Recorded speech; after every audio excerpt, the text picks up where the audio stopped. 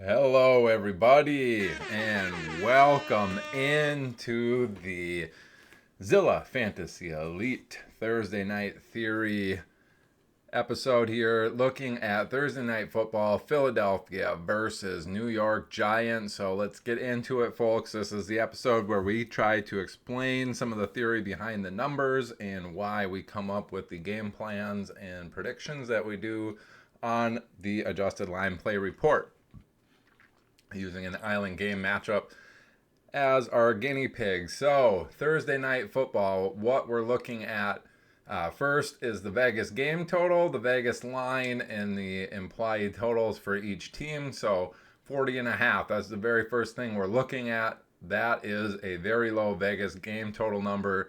Typically, when we approach 40, I start looking at kickers and defenses in the optimal lineups for island game matchups, so keep that in mind. And we have Philadelphia as 7.5-point road favorite. So that gives Philadelphia a team implied total of 24. The Giants a team implied total of 16.5. Not very good there on New York Giants' side. And then typically we look at the away team first. We're going to look at offensive pass options and then their run options. And then we look at the home team. So very first thing, we're looking at these matchups, and this is their rank in terms of offensive pass protection, which is really an adjusted sack rate. Philadelphia number 25 in the red, so bottom 10 in offensive pass protection, meaning they're taking quite a few sacks. Giants at 13, a little bit above average there.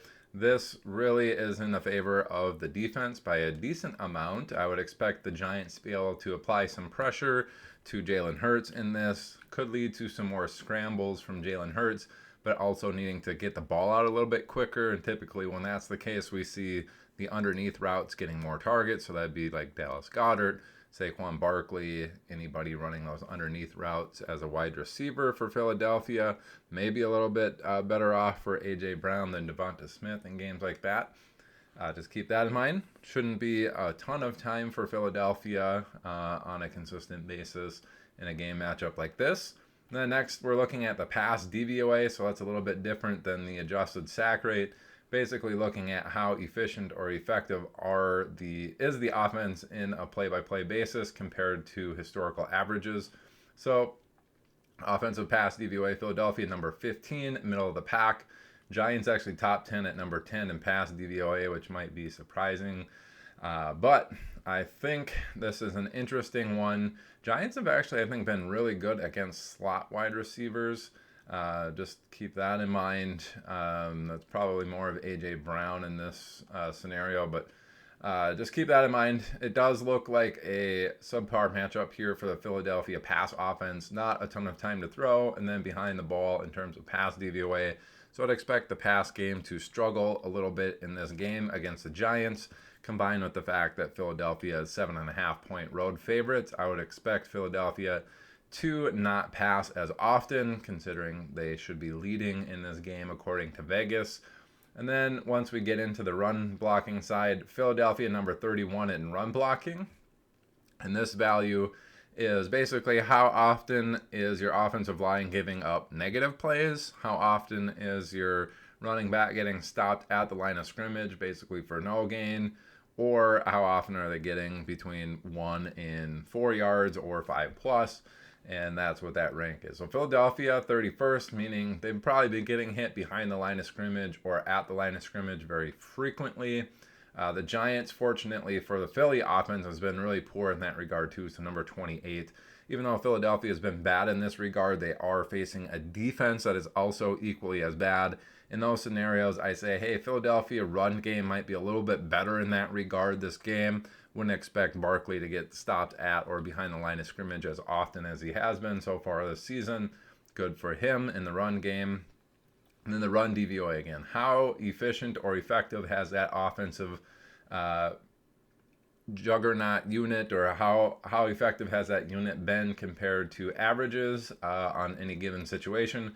Philadelphia number 10, the Giants number 32. Huge favor here for Philadelphia's offense.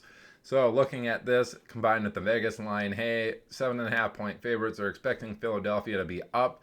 The pass game does not look very good. The run game does look to be above average compared to usual in terms of how often they're going to be gaining positive yardage. And then this run DVOA. I'd expect Philadelphia to be very effective running the ball with Barkley.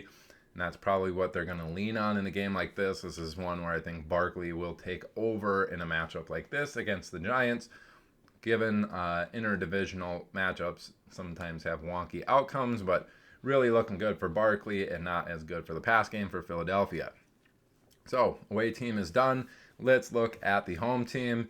New York Giants, number 26 in offensive pass protection. They've been taking sacks, not very good. Fortunately for them, Philadelphia actually has not been very good in their adjusted sack rate. So this is kind of an even up matchup. It's only 3 apart. I would say, hey, standard day at the office. Giants have been under pressure taking sacks. I would expect, a standard day, maybe a little bit better for them in terms of time to throw or not taking sacks against this Philadelphia team. The pass DVOA, though, paints a different story. Giants 27th, so in the red against Philadelphia's pass DVOA defense is number 7, so they've been very, very effective. Despite not getting sacks, their defense has been very effective in the pass game. This all to say, hey, even though if the Giants have a little bit more time or they're not getting sacked as often as they're used to, they're probably not going to be very effective passing the ball. So that's both sides. Philadelphia, not going to have as much time and a little bit behind the ball in the pass DVOA. Giants, maybe a little bit more time than they're used to, but really inefficient passing the ball. Combined with the rookie there, Jackson Dart, I would expect Philadelphia to be able to clamp down on the pass game here. In those scenarios, we might see Jackson Dart run more or take more sacks and get into situations where he's maybe holding on to the ball a little bit longer, throwing into tight coverage, which is obviously good for Philadelphia's defense and opportunities like that. Getting into the run side, that looks better for the Giants. It's pretty even there. So Philadelphia, number 29 in stopping the run, which is kind of shocking given their defensive players on that line. They've actually been really bad in that regard this year. The Giants, 26 in offensive run blocking.